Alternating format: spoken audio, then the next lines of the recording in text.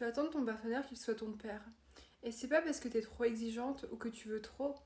C'est bien plus profond que ça. C'est parce que quelque part, au plus profond de toi, cette petite fille blessée par le rejet, l'instabilité, l'absence de son père crie encore à l'aide et vient chercher à combler ce manque à travers sa relation amoureuse. Mais ton chéri n'est pas ton père. Et ce n'est pas à lui de réparer des blessures qu'il n'a pas causées ni d'en porter le poids. On ne peut pas laisser les autres responsables de notre douleur quand il se frotte involontairement à des blessures qu'on n'a pas pris en charge par soi-même. Et inconsciemment, tu lui demandes de prendre le rôle de ton père. Tu lui demandes de prouver qu'il ne va pas t'abandonner comme lui l'a fait quand il est parti. Tu lui demandes de remplir le manque d'amour que tu n'as jamais reçu. Le problème, c'est que actuellement, tu te rends bien compte que tu as besoin de toujours plus, parce que cette réassurance que tu recherches en lui, il n'est pas la bonne personne pour te l'apporter. Donc aujourd'hui dans cette vidéo, moi je vais te pousser à te poser les bonnes questions et te partager mes solutions pour arrêter de voir ta vie amoureuse d'adulte avec tes yeux de petite fille blessée. Pour commencer, ce qui est important de réaliser, c'est que quand ton père est parti, que ce soit physiquement ou émotionnellement, il a laissé un vide derrière lui. La conséquence, c'est que ta peur de l'abandon aujourd'hui te suit.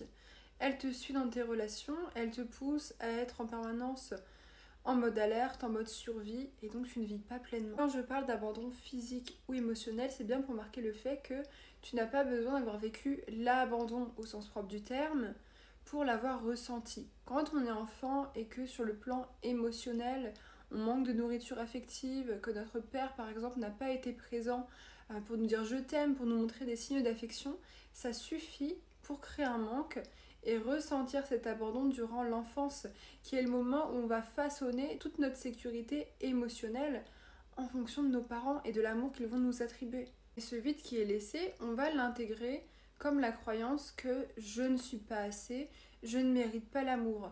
Si mon père, qui est censé être la première figure masculine de ma vie, ne m'a pas donné l'amour dont j'avais besoin quand j'étais petite, pourquoi est-ce que je le mériterais de la part d'un homme? Et inconsciemment, c'est ce schéma qui va se refléter dans ta façon d'agir dans tes relations. Ce dont tu as manqué durant ton enfance, tu vas le rechercher à l'âge adulte. Tu vas chercher à combler le manque.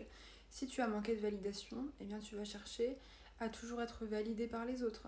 Si tu as été responsable de tes parents, que tu étais dans ce rôle d'enfant-parent avec eux, tu vas vivre des relations peut-être sauveur-sauvé. Derrière chaque schéma, chaque besoin que tu répètes aujourd'hui se cache un parallèle avec les parties de toi qui sont blessées parce qu'elles ont intégré ce schéma en réponse à des situations, à des traumatismes passés. Ça, c'est ton mécanisme de défense. Donc peut-être qu'aujourd'hui, tu vis avec cette vérité que t'es pas assez bonne pour mériter l'amour d'un homme, que tu mérites pas assez pour que quelqu'un te respecte, que t'es pas à la hauteur, que t'es jamais assez bien pour qu'il reste avec toi. Alors cette blessure, tu la transportes dans ton bagage émotionnel et dans tes relations, tu vas te surinvestir parce que tu penses que tu dois tout donner, tu vas t'oublier parce que tu crois que c'est comme ça que l'autre va rester et en fait tu vas mettre ta propre vie sur pause. Mais écoute-moi bien, une chose très importante que tu dois retenir aujourd'hui, c'est que ce besoin de validation, cette peur de l'abandon, elle ne parle pas de ton partenaire, elle parle de ton père, la première figure masculine de ta vie. Elle parle de ce qu'il n'a jamais su te donner, de la sécurité émotionnelle qu'il n'a jamais installée avec toi. Et tant que tu guéris pas ton lien avec ton père, tu continueras d'agir dans tes relations avec cette posture de gamine blessée et pas en tant que femme qui a confiance en elle et qui a confiance de sa valeur. Quand tu n'as jamais eu de figure masculine saine dans ta vie, tu grandis forcément avec un modèle défaillant de l'amour. Donc il va y avoir deux cas possibles. Soit tu vas répéter l'histoire de fond et donc naturellement te tourner vers des relations avec des hommes qui vont être problématiques, qui ne vont pas t'apporter d'amour, qui vont être dans le rejet de ta personne parce que ça confirme cette croyance que tu as sur la jante masculine, ou alors tu vas choisir un partenaire qui va être sain et tu vas être hyper exigeante avec lui, tu vas lui en demander toujours plus, ça ne sera jamais assez, parce que tu attends de lui qu'il comble ce vide laissé par ton père. Sauf que ton chéri, c'est un homme qui est imparfait, qui lui aussi a ses propres bagages émotionnels, et il ne peut pas porter une telle responsabilité sur ses épaules. C'est un petit peu comme si tu voulais te sentir à l'abri dans une maison qui a aucune fondation. À tout moment, ça s'écroule. C'est pas solide. Parce que la sécurité que tu recherches à l'extérieur, elle doit venir de l'intérieur. Et peut-être que ton père n'a pas su te l'apporter, mais aujourd'hui tu es assez grande, tu as assez de recul sur ton histoire et sur ce que tu as vécu pour te prendre en charge et devenir la personne dont tu avais besoin quand tu étais enfant. Pour réparer et réconforter cette partie de toi blessée, parce que ça ne peut venir que de toi. Personne d'autre ne viendra te sauver et une relation amoureuse, encore une fois, n'est pas là pour te secourir. C'est pas un coup de baguette magique. Une relation amoureuse, elle va te confronter à certaines parties de toi et surtout aux aspects que tu as besoin de guérir. Cette petite fille blessée par l'absence de son père, elle est encore aux commandes. Et aujourd'hui, dans ta relation, elle dicte tes ressentis et tes réactions par rapport à ce que ton partenaire te renvoie. Parce que tu t'es façonné dans ton esprit une version de lui qui est calquée sur le référentiel masculin que tu as toujours eu et que tu as construit en fonction de ton père. Donc en fait, tu n'arrives pas à le voir tel qu'il est réellement. Tu le vois uniquement à travers le prisme de tes blessures et de ce manque d'amour que tu cherches à combler. Ça te pousse aujourd'hui à adopter des comportements qui sont excessifs, mais il faut bien réaliser que les parties de nous blessées, elles sont pas là pour nous saboter. Elles sont là pour nous protéger. On a intégré ces mécanismes de défense inconscients en réponse à des situations qu'on a identifiées comme dangereuses. Et c'est pour ça que quand dans le présent, tu piques des crises, je dis souvent que c'est ton enfant intérieur qui est en alerte, c'est la petite fille blessée qui pique sa crise parce qu'elle cherche à éviter de reproduire le passé. Aujourd'hui, c'est toi la femme adulte, c'est toi qui es aux commandes, c'est toi qui peux reprendre le contrôle et décider de ne plus entretenir ces comportements excessifs. Tu peux choisir de donner à cette partie de toi blessée ce qu'elle n'a jamais pu recevoir de son père. Parce que c'est un sujet dont je parle beaucoup dans mon livre, mais ça ne sert à rien de rester victime de sa vie, de son passé, et de faire porter le chapeau à nos parents en disant qu'ils n'ont pas assumé, qu'ils n'ont pas été suffisamment là pour nous. Oui, c'est un fait. Mais aujourd'hui, qu'est-ce que toi tu peux faire pour toi-même et comment est-ce que tu pourrais apprendre à devenir ton propre parent rassurant et devenir cette personne dont tu avais besoin quand tu étais enfant. Parce que maintenant, le manque, il est là. Il a été créé. Comme je te le disais, tu n'as pas eu les fondations nécessaires pour que ta maison elle soit solide pour t'abriter et t'apporter suffisamment de sécurité. Donc aujourd'hui, comment tu peux construire cette sécurité de l'intérieur pour ne plus la rechercher chez un partenaire amoureux puisque ce n'est pas son rôle à lui. Si tu n'es pas mère actuellement, que tu n'as pas d'enfant, je veux que tu partes du principe que tu l'es déjà et que ton propre enfant, c'est toi. Tu as la responsabilité de ta vie, de ton bonheur et de ta sécurité intérieure. Et donc c'est à toi, tous les jours, de demander, est-ce que mon enfant, est-ce que ma fille, je la laisserai à l'abandon dans cette situation-là? Parce que tu as tellement peur de l'abandon que tu te rends même pas compte que ça te pousse à l'abandon de toi-même, tu te délaisses au quotidien et tu as besoin de t'apporter de la présence, de la sécurité. Si ta fille a besoin d'être rassurée, tu vas lui donner des mots d'amour, tu vas la réconforter. Fais-en de même pour toi. Si ta fille elle a très faim parce qu'elle n'a pas mangé de la journée, elle est dans un mauvais mood, tu vas lui préparer un bon repas.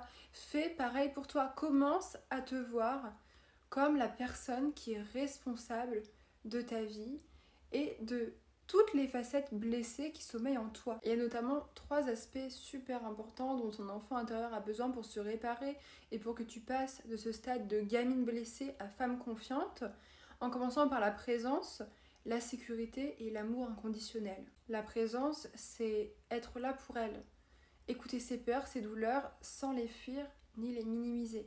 Parce que quand tu étais enfant, t'as peut-être pas eu la reconnaissance que tu aurais espéré. Peut-être que même en parlant de tes blessures plus tard, les gens t'ont dit c'est rien, maintenant faut tourner la page, faut avancer.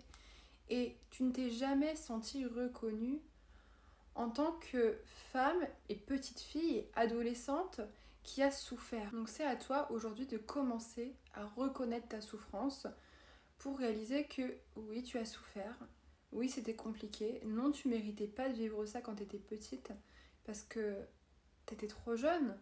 Tes parents sont censés te protéger, pas te blesser, mais aujourd'hui, tu peux te relever. Et être présente pour cette partie de toi, ça implique d'aller la voir, lui rendre visite. Ça, j'en parle dans mon livre, il y a une partie entière détaillée sur l'enfant intérieur avec tous les exercices qui y sont associés. Ça veut dire également écrire sur ton enfance, en parler à une personne de confiance, rendre ton histoire vivante et réaliser ce que tu as vécu pour l'accepter. Parce que la guérison, passe par l'acceptation de ton passé. Ensuite, la sécurité, ça va être de rassurer ton enfant intérieur, de ne pas l'abandonner, d'arrêter de laisser de côté ces parties de toi qui sont blessées et qui demandent juste de l'amour et du réconfort. Plutôt que d'être dur envers toi-même, de te dire que t'es nul, que t'es folle, de créer des conflits dans ta relation, cherche toujours le besoin caché. Demande-toi, mais cette partie de moi qui est blessée, qui a tant souffert, de quoi est-ce qu'elle a besoin dans cette situation pour être rassurée? Et surtout, à quelle peur ça la renvoie? Et pour finir, l'amour inconditionnel, c'est d'aimer cette partie de toi, dans ses imperfections, dans sa vulnérabilité, en te rappelant bien que sans elle, tu ne serais pas la femme que tu es aujourd'hui. Et tu as besoin d'accepter la petite fille blessée pour devenir la femme accomplie et épanouie dans sa vie. Quand tu guéris cette partie de toi, tu réalises que tu n'as plus besoin de courir après les autres pour te prouver ta valeur. Parce que les réponses, elles sont pas à l'extérieur, elles sont en toi. On a cette tendance à toujours chercher à l'extérieur ce qui peut être trouvé uniquement à l'intérieur. Tu veux que ton partenaire te rassure, mais commence par te rassurer toi-même. Tu veux qu'il te donne de la sécurité, tu dois commencer par la façonner en toi, parce que si t'as pas confiance en toi, si t'as pas des bases solides déjà, si t'as pas les fondations de cette maison, tu pourras pas y accueillir quelqu'un. Ton partenaire, il peut être un allié, un soutien. Il peut te tenir la main pendant que tu fais ce travail-là. Mais il ne peut pas être ton sauveur. Tu dois t'aimer assez pour te venir en aide. Et c'est comme ça que tu deviendras une femme intègre, une femme qui n'a plus peur de perdre l'amour de l'autre et qui peut pleinement le vivre sans avoir besoin de survivre et de tout suranalyser en permanence. Répète-toi que t'es assez, que t'es aimé, que tu ne vas pas t'abandonner, que tu es là pour toi. Et je t'assure que c'est le premier pas pour te retrouver. Encore une fois, cette peur, c'est pas ton partenaire qui l'a créée, c'est ton passé. Donc reconnaître que tu as cette blessure qui n'a pas cicatrisé marque vraiment le premier pas vers ta guérison. Et il faut que tu sois honnête envers toi-même aujourd'hui. Que tu te demandes quelle est ma vision du masculin, quel est le référentiel selon lequel j'ai grandi, comment était ma relation avec mon père. Questionne-toi, écris sur tout ça. Qu'est-ce que tu penses des hommes?